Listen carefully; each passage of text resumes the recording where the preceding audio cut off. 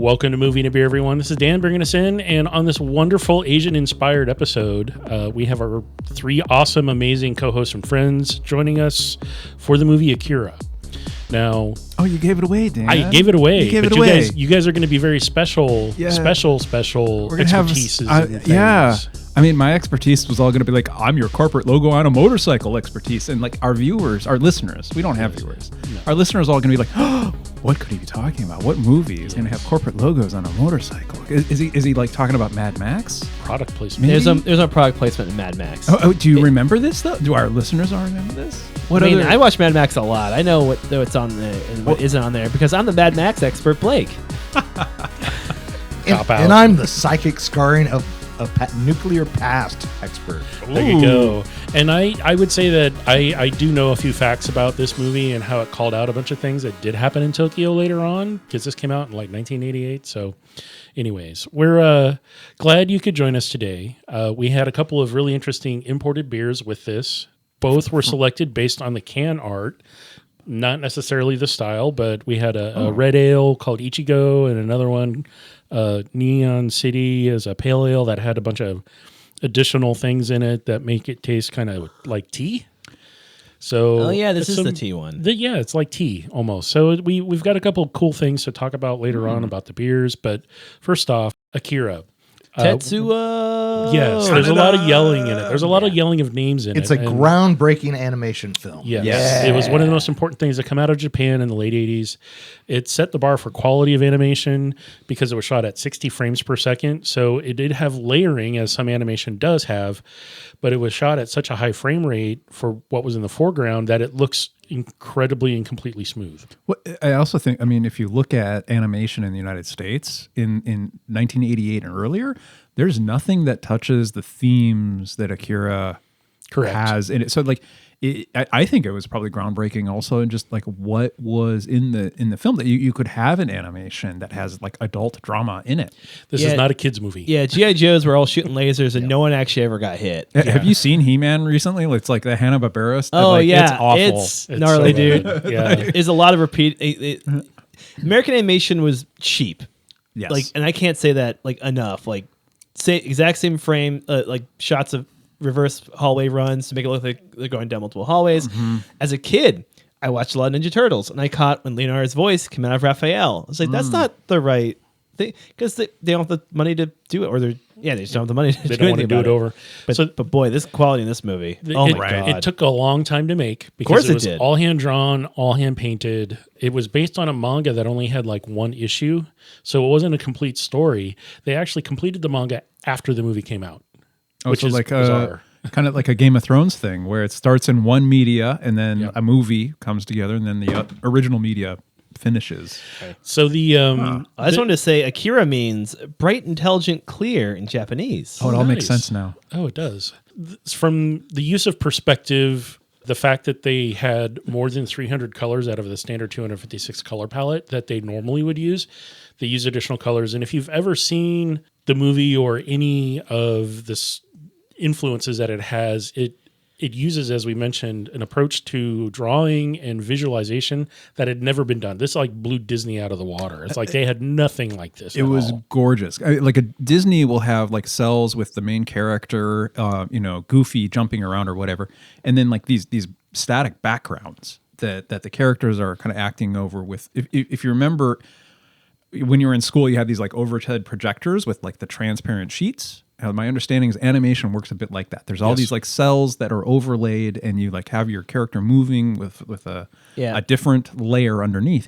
Akira, it's like everything had the level of detail. Everything had the same attention and artistry. They animated the backgrounds in addition to the foreground main characters. Yeah. And the background had perspective. It had forced perspective on any shot. Every single shot, except for when there was overhead. Well, like one of the old Dutch master paintings with a perspective of like square buildings having a vanishing point. Yep. Yeah. Everything in this film had a vanishing point, and that's what forced perspective is.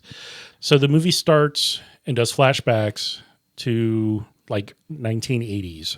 There's a nuclear event, quote unquote, that they claim as a war, but really it was the idiot Japanese government experimenting and doing things they shouldn't do with, And they blew up and Tokyo. They blew up Tokyo in 2019. Neo Tokyo. In- Or, yeah. or do they make it Neo Tokyo after the explosion? That was after the explosion. Yeah. Okay. Yeah. So the movie then takes place 30 years later. Yeah. And they're going to blow up Neo Tokyo again. Yes. Neo Square Tokyo. Yes. I just want to say, like, the explosion was the first point that the sound really impressed me. Like, for a while, and I know voice recording in the 80s was, I mean, the voice acting in this was good, but there was a lot of just shouting and people kind of one-noting a little bit. But then the sound design, when, like, there's no noise, so you're watching this white ball just envelope the city, like a classic nuclear war blast. Or later when Tetsuo is having, like, massive headaches, and the sound drops out except for him, like, groaning or something. Like I mentioned it, and Brian's like, yeah. It's like absolutely on purpose. Oh yeah. So they're trying very much to go from a very loud space to a very quiet space, so you can feel and be with that character. Yeah. Yeah. In their internal experience. And there's a lot of music in this, but it's not wall to wall, and the music drops out, and then it's just light sound effects that are sometimes just singular or louder than they ever possibly would be. Lots of revving engines, lots of motorcycles in the first part of it, because it's motorcycle gangs in Tokyo and Neo Tokyo. Good catch. So the Thank God the podcast is safe. The staging of the story is, so there's a lot of unemployment. People are unhappy. There's protests going on, and the government military kind of cracks down on people pretty hard. And there's a panel of people who are in charge, and they have ulterior motives for a lot of stuff. They hide stuff from the public, of course. And the military had done these experiments and continues to use the people who they experimented on to their advantage. There was a like long time in media where there was kind of this classic setup of like military experimentation, or like if you think of like Ender's Game, or this kind of this vague suspicion of like military research and what they might do to like a private citizen. And I don't know if it's this like, pacifism or kind of the, the post World War II era that had this sort of, pushback against, military research. But I was thinking about like, how is this similar or different to Ender's Game, or, those types of movies, where you get somebody that's, like bionically engineered or somehow improved, Wolverine. Maybe it was another example. Wasn't he a research experiment? Yeah, Yes. dude, that Canada messed him up bad. Yeah, the fearsome Canadian military. Yeah, dude, that's who it is. That's who did it. Yeah. But I would like to postulate briefly that this film is actually the fear of technology from cultural perspective of the only people who have ever had a nuclear bomb dropped upon them. And this film came out, 1982? 88. I think. 88, I think. 88. So 35, 40 years after the bomb had been dropped on Japan. Right. And this movie starts with a mushroom cloud. Right. And the bulk of the movie takes place about 30 years later. So it's the cultural fear of technology and the government playing with technology and fear that it's all going to happen again.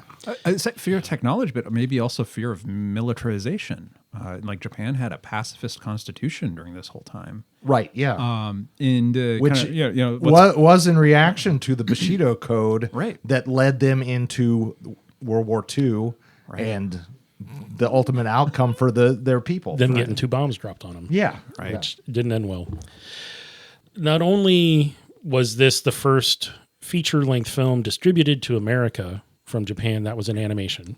In Japan, it did amazing there. It didn't do so well here. It had a limited theatrical release, and then it kind of went to video. I saw it in the early 90s on VHS cassette.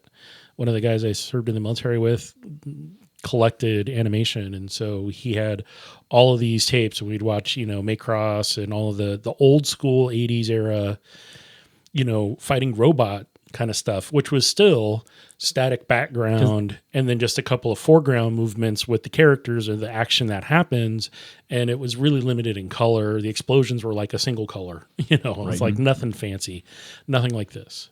Well, so in that era, animation was done. A single cell of animation would take 2 or 3, maybe 4 frames of film. So the 35 millimeter and 70 millimeter film moves at 24 frames a second. So you would only redraw the character's movements maybe 8 times per second. And this film was doing it at least 1 movement per frame. Those movements were really, really fluid. And I mean, Dan and I can discuss this later, but Dan looked up something that said they were doing 60 frames a second. Yeah, it was, which is insane. Well, they would have had to have projectors up. Yeah. I don't know what it is. So anyway, the transition it was very between smooth. the transition of having that much information, each frame having its own movement versus you're skipping a couple and it's jagged. I mean, that's how you cheat in animation. That's why you can pump out really cheap stick figure-y kind of animation like South Park and stuff like that, like the next day, because it's not hard when you're not having to do a complete fluid movement. But I mean, today they use computers. Back then it was hand drawn. Well, but not only that, not only like all that, but then when you're doing that drawing, like the biomechanics make sense. Like you see a character moving or walking or It's getting much more fluid. It's It's fluid. not jumpy to the human eye. But it's not jumpy. But then also, like if you think of like the skeletal structure of that character, the way they move in that universe makes sense. Somebody gets into a motorcycle accident, and the way their body flops around afterwards physiologically makes sense.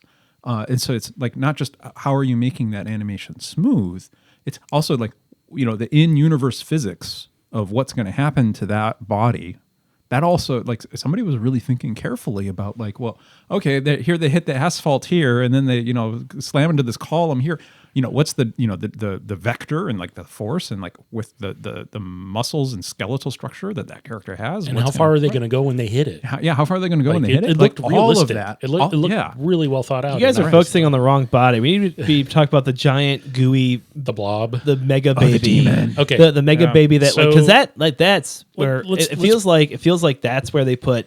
Yes. 90% of they made sure that looked good because it had little tendrils coming out. It was gross. I think I had a nightmare the next night. Like it really sat with me how visually upsetting it was. It's such a beautiful movie. Did it but it's unnerving. Did the demon remind you of any of the demons in the Miyazaki films? Like A little the bit. Oni, like, so I think like in the Western, cultural canon, we think of demons as being from this like Catholic tradition of like, it's got, like little horns and a red face and a pitchfork and, like that's, kind of classical Western demon. But like in this movie, that demon was this like mass of like growth and body.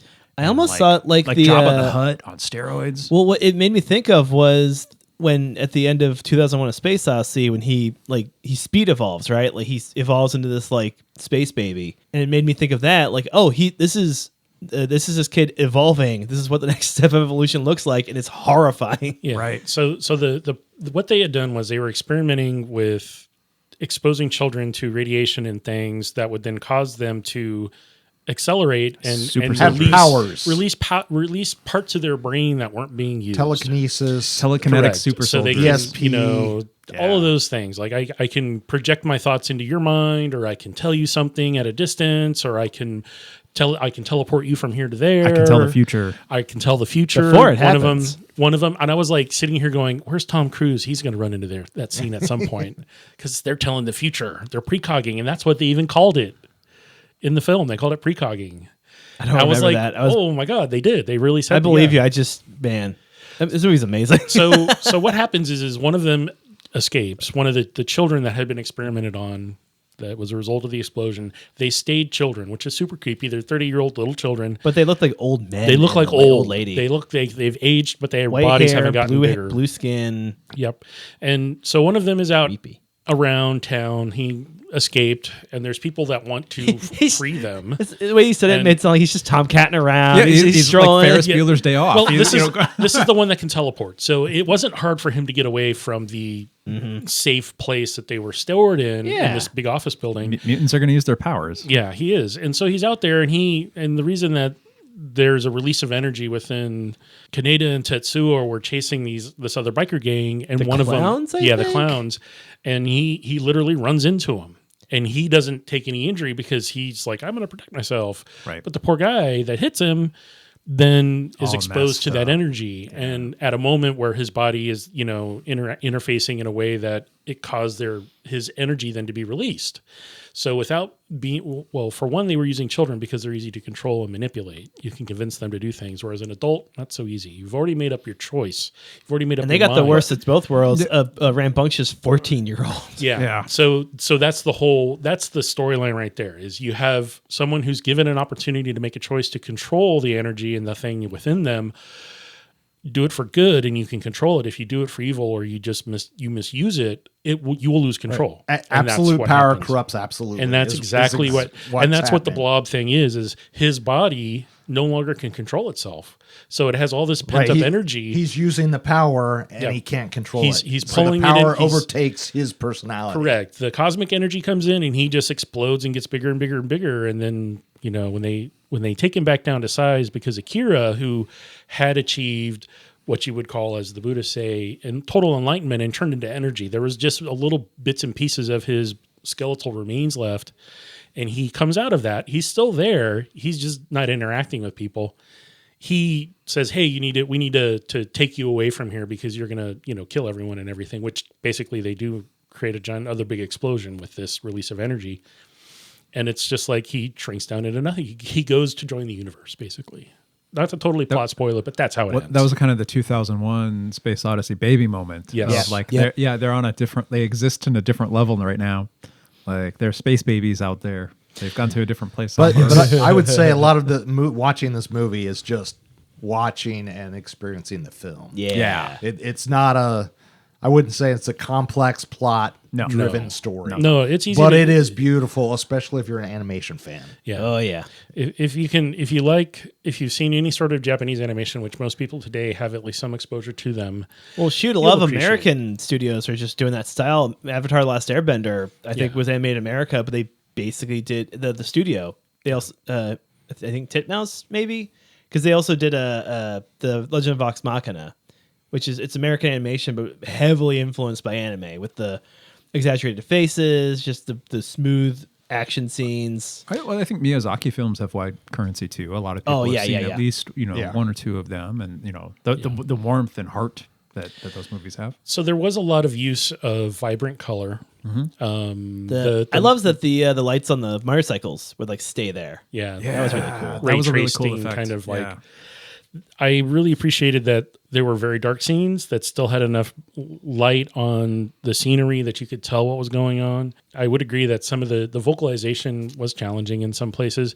This was American dubbed, or English dubbed Speak American. by the studio that released it. So if it's going to be done by somebody, it's going to be done by the people who release it, so they at least Right. have knowledge of how it should sound and what it should yeah. be. It's authoritative. Yeah. I originally saw it in the Japanese with subtitles. In the original Japanese. In original, yeah. So if you go out looking for this movie, you're going to find like a 25th anniversary edition that's like 4K.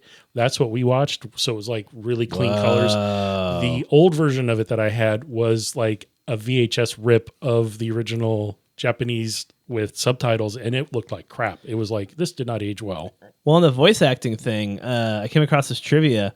This was one of the first Japanese anime films to have the characters' voices recorded before they were animated. This is typical in U.S. animation, but in Japan they usually do the animation first, and then you just match to that. Yeah. Yeah, I always thought it was the voice was done first, and then they would like change the animation to match the dialogue, and Apparently, it's one of the first ones for Right, Japan. yeah, because Yeah. when you speak, your mouth makes a oval when you say O's. Right, yeah. Or, different shapes for different sounds. Getting back to the biomechanics, that It makes sense. opens and Yeah. closes at different times. Yeah. And it didn't, there was no real like, oh, that language, you heard stuff, but their mouths weren't moving. That didn't happen. Everything was pretty synced up really well. Oh yeah. Even though they only made one film, it's like they matched it up so it didn't look out of place listening to it in another language. Pretty impressive. I want to comment on like how much in this movie is universal. Like the stuff about being a teenager, I think translates really well, like across the cultural divide. Dystopian futures, we got a lot of that I think on our mind at the moment. Religious zealots or people who with a deep belief against the norm. Yeah. The fear of corrupt politicians.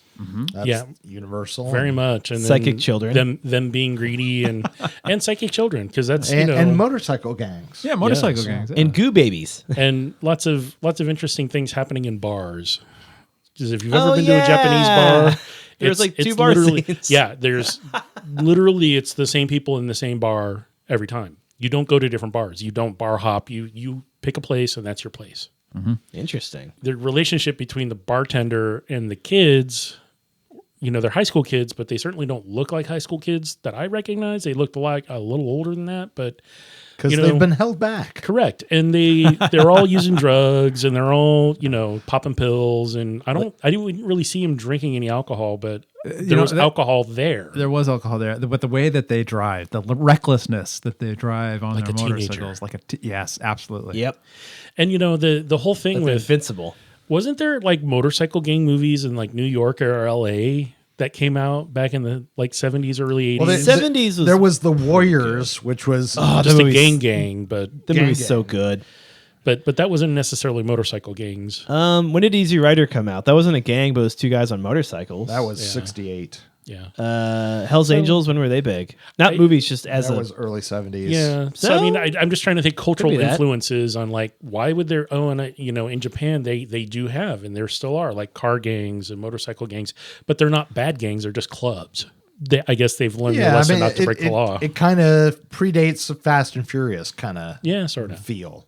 Yeah, they're not wanting to break the law, but they do because it's convenient or Well, something. I mean, they're bored kids at a school for vocational work. a I think. vocational Yeah. school learning. vocational Learning how school to where repair cars nobody and- has any belief in the kids and they're Yeah. bored, Yeah. so they're going out and beating up other motorcycle kids. Well, Yeah, makes it's like, sense. I mean, the kids have all of them have stuff going on in their lives too. It's like they each have their own different situation.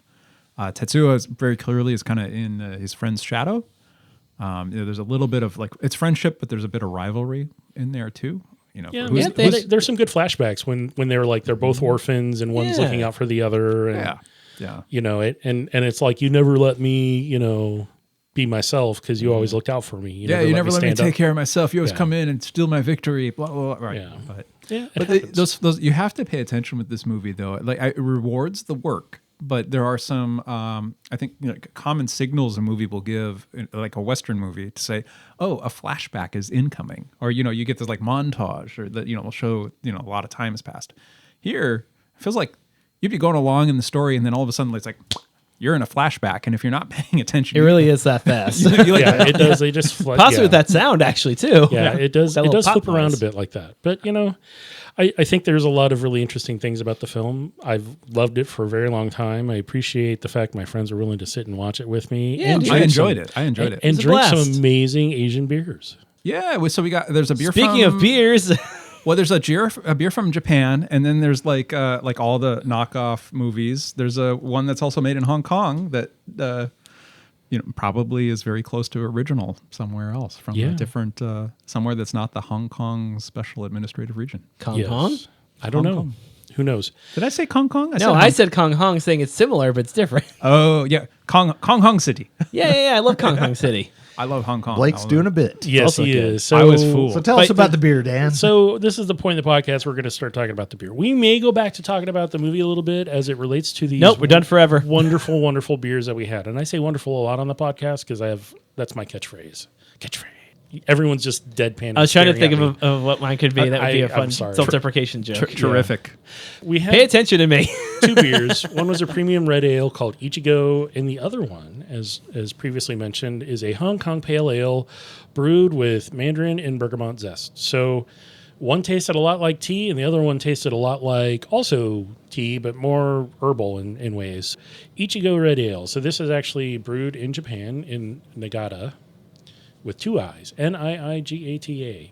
And both of these beers were purchased here locally in Portland at John's Marketplace in Southeast. Thank you, John's Marketplace. Even though you're not a sponsor, we love your beer selection. So to you start could out, be a sponsor. you could be our Give us sponsor. your money. free beer. I couldn't find any Give IBUs Dan your on this. money. I couldn't find the IBUs. It's 6% ABV, so standard for like an IPA or standard American red ale. It poured out clear, really ruby red, brownish highlights. Yeah, very kind of low it's really pretty. carbonation, kind of creamy colored head. It stuck around if you did pour it into a glass. The aromatics were really caramel sweet and kind of cocoa powder almost. I mean, that was part of I'm picking up a lot of extra flavors and hints of fruity esters and things that don't necessarily go with a standard IPA or a red ale. So this has some, I don't know if they're adjuncts or what they put into it, but it had a lot of extra flavors that a standard, just regular old red ale wouldn't have. Rich malty, really left a good impression in the mouthfeel, and did get a little oily on the back after you drink it a little bit. As it warmed up, it didn't really change flavor that much, as far as I remember. But, gentlemen, the floor is yours. Thoughts on this beer? I'm trying to. So, listener, just full disclosure, we didn't drink this beer earlier today, so we have got some palate memory that we're working with here. But Oh no, the I have curtain fell notes. down. I have notes. So the on this first red ale, the Ichigo, Yes. it had kind of a citrus flavor, kind Right. of grapefruit or kumquat. I was Aaron saying, had mentioned, kumquat. There was which not all of our listeners would have had before, but, but kind like, of grapefruit, if you think of grapefruit, kind of a little more bitter citrus, a little more bitter, a little less tart. But yeah, there was some of that, and I couldn't remember if this is the one that had like a little bit of like plum wine. No, that was the second one. Yeah, the okay, second okay. But this definitely does have some interesting flavor profiles that you're not going to get. I mean, it doesn't say what it's been brewed with. I couldn't find anything online saying this is exactly adjuncts or what additionally they put into it. So I don't know what grains they used. I'm not sure what hops they used, but it's a really damn good beer. I'm glad that I selected it. It was really enjoyable. And there's a cute goat on the can. Yes, there's a couple of birds on one side and a goat on the other. Are you not able to find it because these it's a are cranes. Japanese beer, or should we be worried we just drank something you can't find the ingredients for? I can't find the ingredients for it. And we'll also note that this can is a standard Japanese oil can design and not a standard American Did small we drink can. motor oil, Dan? Did you make us drink delicious motor oil? Well, no. I mean, so when I was buying it, I was like, hey, this doesn't It's a fit on the different Fort can top. style. It's a different can style. The top a is Japanese can style. The top is larger. That is really cool. I remember liking it. I don't have the same sophisticated palate or memory Or that notes these in front guys of have. you. I have notes in front of me, so I I cheat. I mean, that's not what podcasting is about, Dan. It's about what's in your heart. It's like jazz. It's about the words you don't say. I think that this beer could have used a little bit more bitterness on the back because it flattened out, I think, from what I wrote down. It's like fruit fluff. The fruity esters and flavors sit on the mid really well. And then the bitterness on the back kind of drops off, but it's dry. It Other was than that- very, very pleasant, though. I Yeah. remember I liked it a lot. I do remember that, even if I can't remember the exact flavor profile. I will say it's distinct.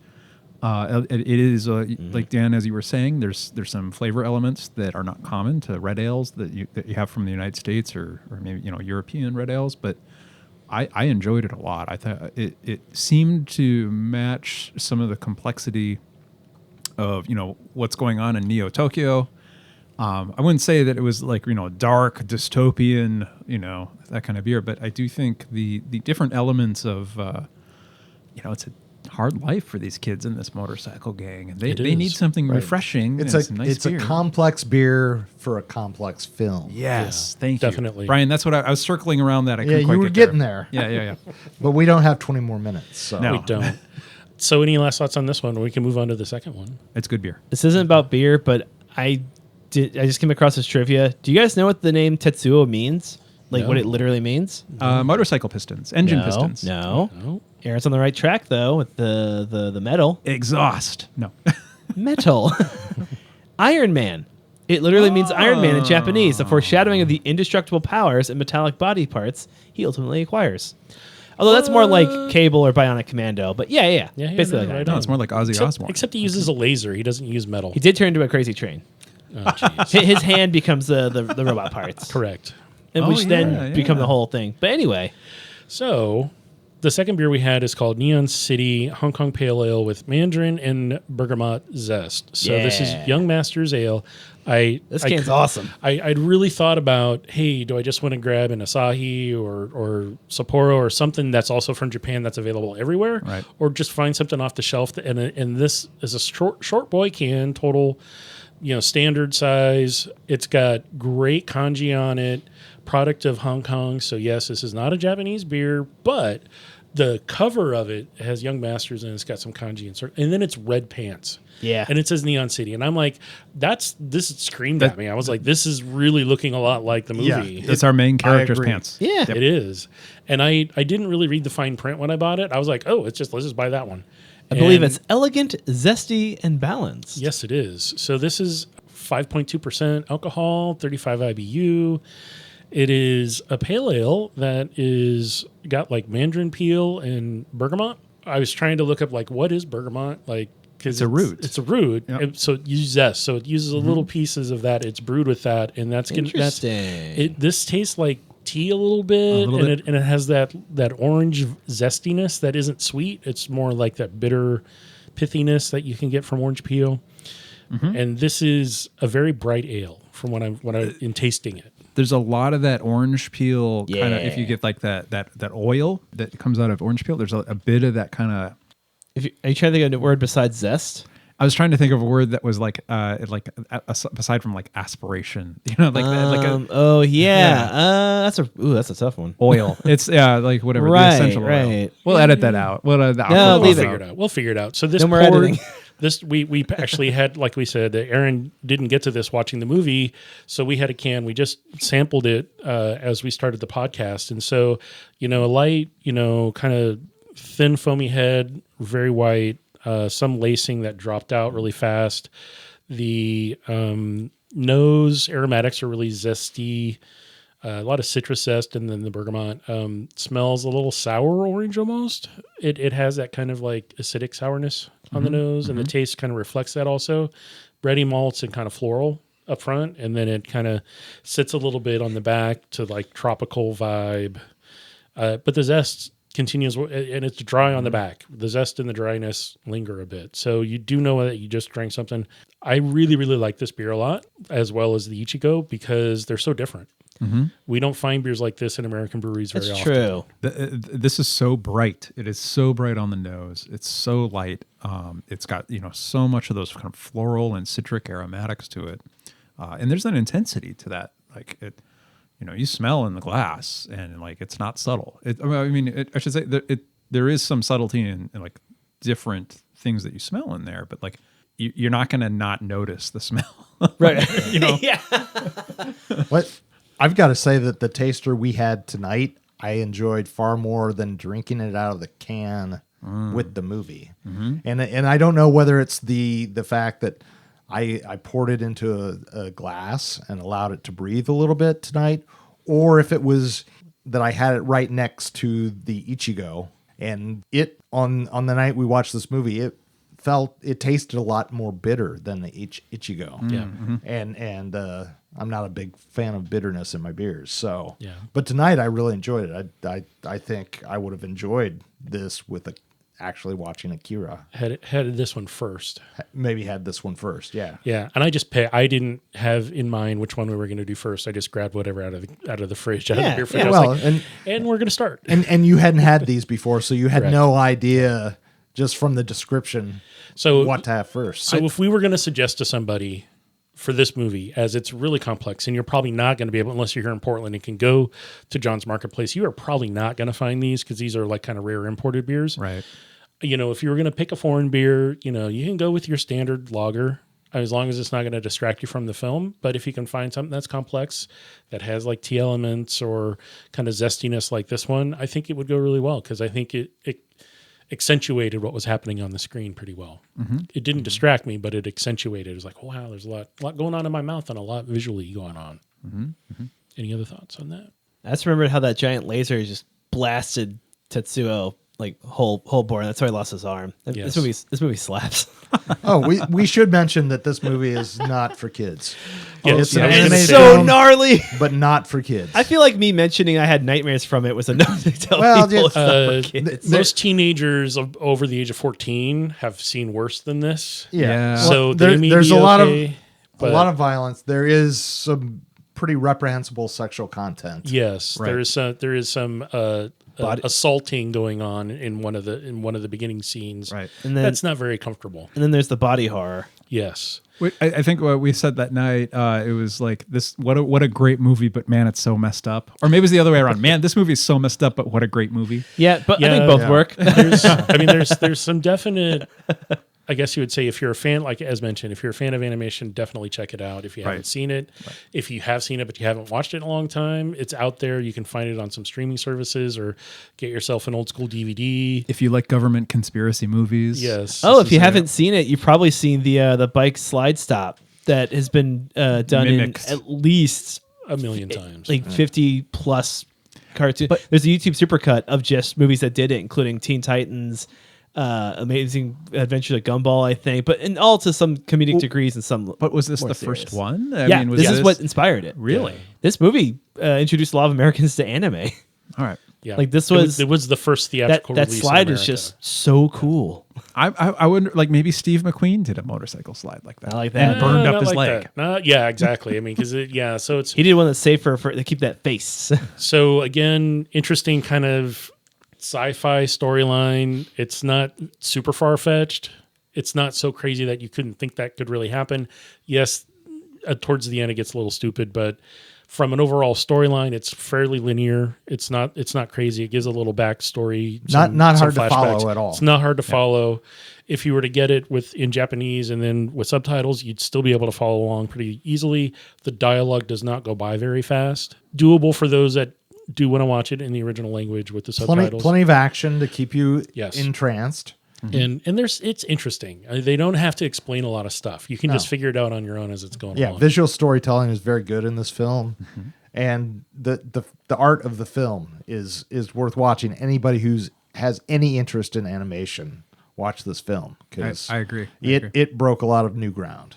Yeah, especially for subject matter. You can put that on the screen. So it sounds like we are like eight thumbs up. 8 thumbs up. Eight thumbs up. And again, one find some interesting mutating goo news. thumb and one robot Yes. thumb. Yes.